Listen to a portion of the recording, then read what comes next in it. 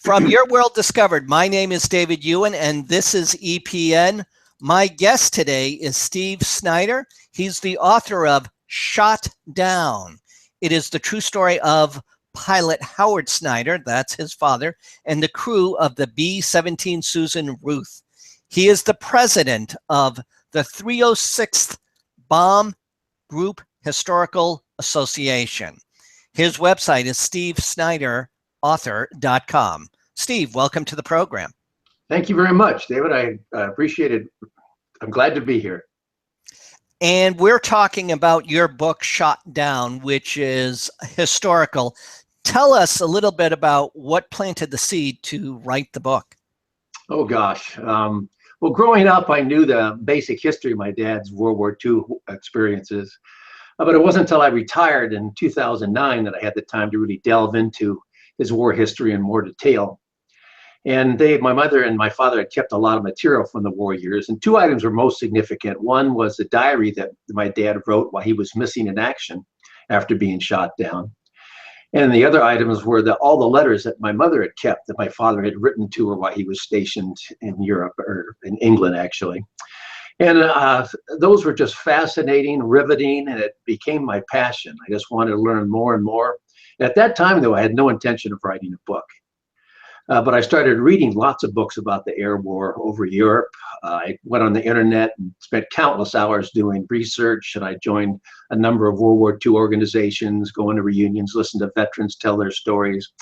And after all this, about 3 years into it, in 2012, I was actually at a reunion of the 306th Bomb Group in Savannah, Georgia, where I came to the conclusion that the story of my dad and his crew was so unique and so compelling that it had to be told and people needed to read about it. So I decided to write a book, which was released in August of 2014. You know, I was thinking about what we talked about before we went on air, and it reminded me of Tom Brokaw, formerly of NBC Nightly News, talked about America's Greatest Generation and wrote a book about it. And it's about the people of World War II and before. And I understand in a similar situation, similar fashion, that where we look to our parents who are of that era, for example, World War II or even World War I. And I remember that my father had the bayonet that my grandfather got in his shoulder. It was a German bayonet in World War I. And then when I was introducing my wife to my father for the first time, he was telling me about how he flew on the B-24, the Liberator. That's what we were talking about before going on air. Right. And in the he was talking about how he flew around the Eiffel Tower. He said, if you're going to look at the Eiffel Tower, that's how you do it. You can't do it in today, but when you're in a 4-engine bomber and you're flying around the Eiffel Tower, what a sight. But I remember the way he described it, it felt like it was here. And it, meaning the time, it was happening now. Now, you did a lot of research and plus of what your parents had collected over the years. How was the writing written in such a way for this B-17 Susan Ruth and your father, Howard Snyder? How was that written in such a way that it feels like it's happening right now? That's a very good question. Well, I have no writing background, or had no writing background at all. I just decided, like I mentioned, that the story needed to be told. So I write kind of the way I talk. I don't use a lot of flowery language or lots of big words. I kind of get to the point in discussing it. But I really owe a lot of thanks to two Belgian gentlemen. Probably wouldn't have written the book if it wasn't for them. They were young boys during the war, and they saw the atrocities that the Nazis committed firsthand. And later in life, they became local historians. They interviewed all these Belgian citizens and members of the underground and documented their testimony about events that took place involving my dad and his crew. And they provided me with unbelievably detailed information about events that would have been lost in history without their dedicated research. And so from my dad's diary, the letters, and the book's full of excerpts from my dad's letters. There's over 200 time period photographs in the book, so you can visualize everything that's taking place. And just bringing all that together, all that information, declassified military documents, war crimes reports, that's all based on firsthand testimony. So people say it's all factual, but it almost reads like a novel because of the story is just so incredible of what happened to not only my dad and his crew, but about all the Belgian people that risked their lives trying to help them. Now, you had mentioned that there's the diary that your father had, of course, the letters, lots of pictures, and also the great research help that you had. It sounds very much like you were in the good fortune to have the resources so that you could put the book together. And you had mentioned that without the help from the two, or at that time, the boys, Belgian boys, who were able to help you. And so this really is a time capsule of history of a sort. Would you agree? Is that the case? Did I assess that correctly? Oh, definitely. Well, really, it's kind of two books in one, actually. You have the story of my dad and his crew, but then what I added to the book was a lot of, a great deal, actually, of historical information and anecdotes about and surrounding the war to put the story of my dad and his crew in context and give it more background. So it's, the story of my dad and his crew reads like a novel, like I mentioned, but then it's also like a history book because it also talks about the entire 8th Air Force, what flying combat was like over the skies of Europe, what was going on in World War II from a broader perspective. It's a very detailed book, and it contains a lot of information. Now, you must have learned a lot. What was it that you learned that you were not expecting at the completion of the book? Well, my biggest surprise and probably what I learned is I knew my dad's plane was shot down by German fighter planes, Focke-Wulf 190s. But one day when I was doing my research, my wife asked me, why don't you try to find the German Luftwaffe pilot that shot down your dad's plane? Which at the time I thought it was a ridiculous idea. How on earth am I ever going to do that? But I found Hans Berger, the German Luftwaffe pilot that shot down my dad's plane, and I interviewed him for the book. He gave me some wonderful insight about what it was like to go up against the 8th Air Force. Fortunately for me, he became a translator after the war, so he speaks English. And I interviewed him through email and over the telephone for the book. And then just this last May, I traveled to Munich, Germany, where Hans lives, and filmed an interview with him. He just turned 93 years old a couple weeks ago. So that was like my biggest surprise, the biggest thing that I really learned, because my dad didn't know who shot him down. I was just going to say that's more than just the biggest surprise. That's more surreal. Yeah, that's pretty incredible that I found it, because when my wife first said that to him, I thought, well, he probably didn't make it through the war. And if he did, you know, that was 70 years ago. He had a good chance he had passed away. And he's probably not going to speak English, and I can't speak German. So everything just fell into place perfectly. It was as if that was meant to happen. What was his reaction when you reached him and in a sense said, hey, you shot down my dad's plane? I'm sure it wasn't that conversation, but still, how was his reaction when you first made contact? Well, he was surprised, needless to say. And at first, he was a little hesitant about talking about it. One time he even said, well, you're asking me some awful personal questions, Steve, and I really don't even know you. But I, you know, through emails and telephone conversations, I earned his trust, and he opened up and told me lots of information. It's a painful thing for him to talk about. It was a bad time. He was just a young 19, 20-year-old guy. All of his friends basically were killed in the war, since the Germans didn't have any mission limits to fly. They just flew until basically they died. They were so injured, couldn't fly anymore. So it was a tough time, both during the war and after the war for Hans. But when I met him in person, you know, face to face, we went out to lunch first before the interview. I get chills just talking about it right now, you know, to be with him. And we've become good friends, you know. And he says he can't believe he's talking to the son of a B-17 pilot that shot him down. They shot him down, actually. They shot each other down in the encounter. He bailed out and made it through the war. Did I understand? So both shot at each other, and you both were shot. They were both shot down, I should say. Is that correct? Right. Yeah. Yes. Okay, and this was in the same altercation, if you will. Right. They both shot each other down. Right. February 8th of 1944. Wow. Right over the French-Belgium border. Now, you mentioned, of course, it was a tough time, and I'll just share a story which will lead into my question. And I remember when I was a boy, and I told you my father was in World War II, and he was the radio man on the Liberator. And there was a guy who just called out of the blue, and I answered the phone, and I'm a kid at the time. And he identifies his name. He knew my father, and they get on the phone, and my father, who normally doesn't show emotions, he had tears in his eyes and invited this gentleman to come over. And I remember as a little boy, this nice man and his wife, they came, and a little bit of a lunch, a private lunch. The kids weren't involved. It was just my parents and this couple that came, and then they left. And just as an inquisitive kid, I asked, "What was that?" He said, "We fought in World War II together, and I knew him only for 6 months." And I said, 6 months? And after all these years, he got in touch with you? He said, "The relationship and bond you make saving each other's lives are those that you don't forget." Right. And I imagine that this must also, in some form or fashion, be incorporated in your book.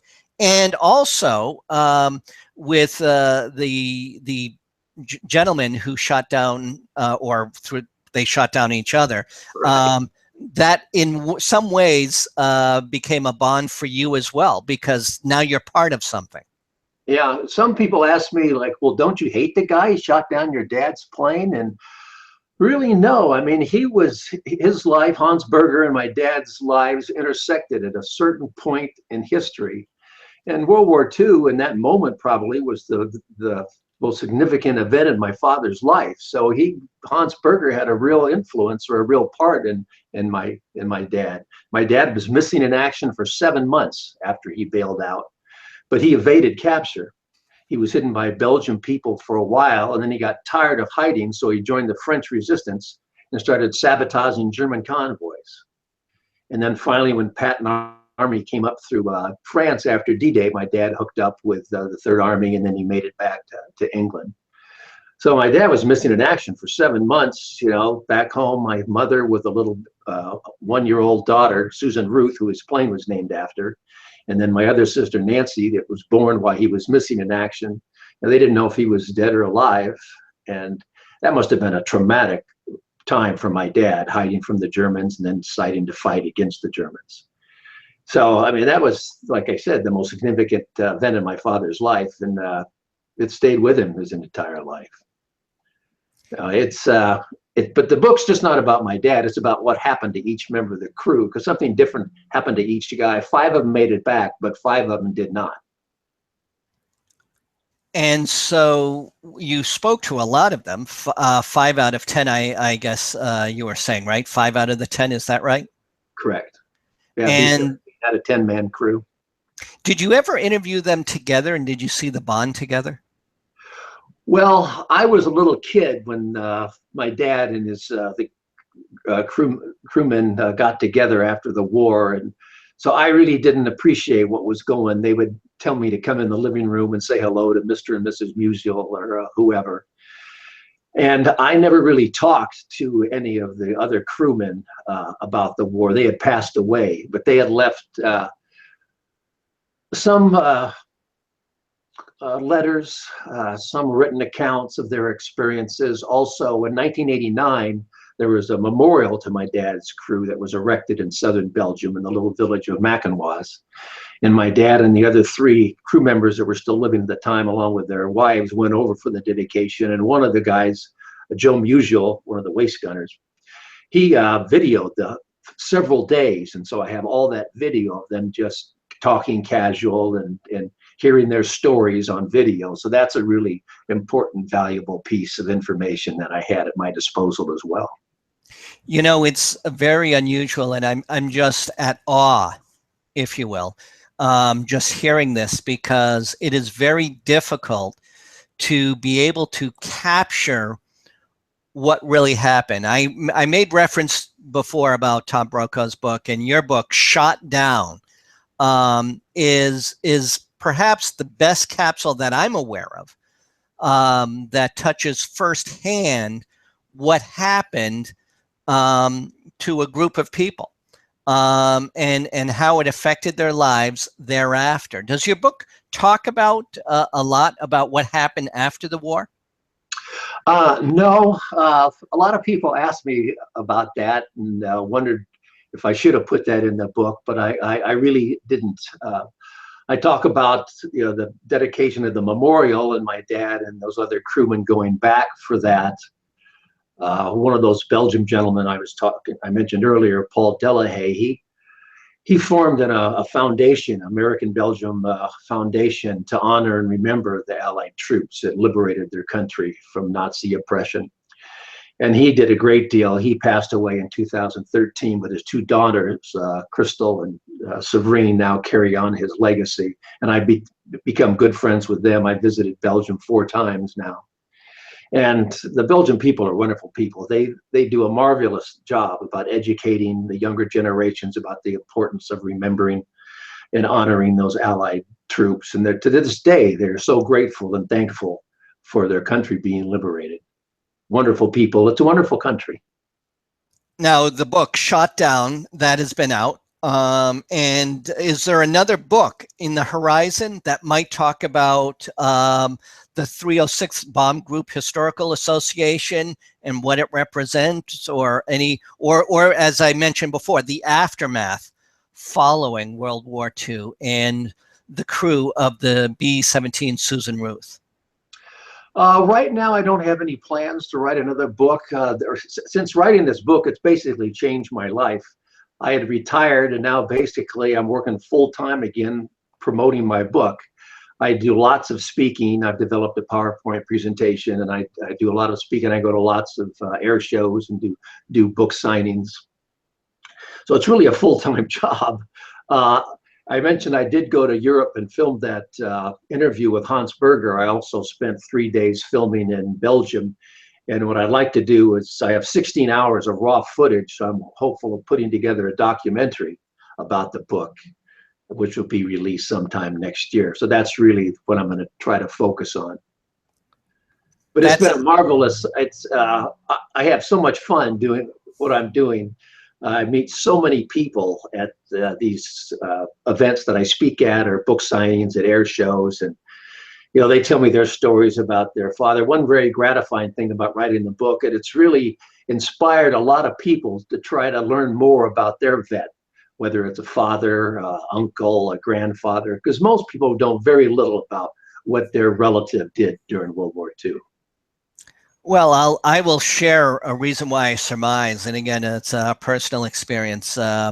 My father, who was in World War II and flew, he was a radio man in a 4-engine bomber called it's a B-24 Liberator I had mentioned before, and he was telling me, again, at a time when I was a little boy, a lot of this was when I was young. My father was 41 years older than me. He was old enough to be my grandfather. And he had explained to me that when he was a second lieutenant, he wanted to get on a plane for someone, a pilot that was very well known, and it was a test flight or something like that. And he wanted to get on the plane, but he didn't have a parachute. So some senior officer said, "Lieutenant, you'll have to stay behind," and other people got on. So he was in the tower, and he kind of listened to this because he wanted to live through this experience. And this, I don't know his name, but it was a very popular, skilled pilot. And anyways, the plane goes up, there's a problem, and the pilot says, "We don't have it in the cards for us." He remembered saying that expression, not having it in the cards, and the plane crashed and everyone died. And my father could have been on that plane, but because he didn't have a parachute, he didn't have it happen.